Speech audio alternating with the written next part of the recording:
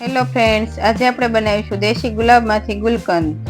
Market કરતા સારું ગુલકંદ આપણે ઘરે બનાવીશું. તો પાંદડીને મેં 2-3 પાણીથી વોશ કરી લીધી હતી અને 2 કલાક તેને સુકાવા દીધી હતી.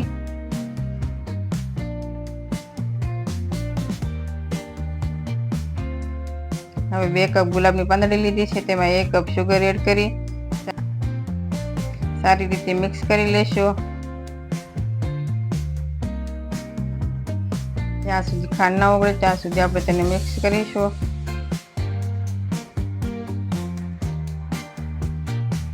થોડી બાકી છે તે આપણે પેનમાં ગરમ કરીશું એટલે તે મેલ્ટ થઈ જશે. હવે આપણે પેનમાં એડ કરીશું.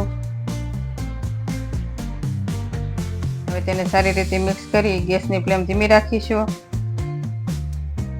તેને આ રીતે ચલાવતા રહીશું. હવે તેમાં 2 સ્પૂન મધ એડ કરીશું.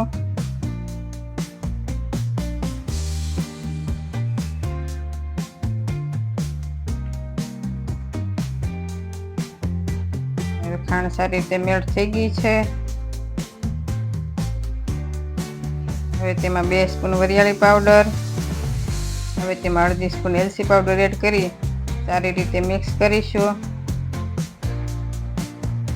અને ખાંડ સરસ મેલ્ટ થઈ ગઈ છે. હવે ગેસની ફ્લેમ બંધ કરી દઈશું. હવે આપણે તેને ગેસ પર વધારે નહીં રાખીએ, નકર ખાંડની કણી પડી જશે અને ગુલકંદ બરાબર નહીં બને અને વધારે ઘટ થઈ જશે. હવે તેને બાઉલમાં એડ કરી ગુલાબની પાંદડીથી ગાર્નિશ કરીશું. તૈયાર છે ગરમીમાં ઠંડક આપે તેવું ગુલકંદ.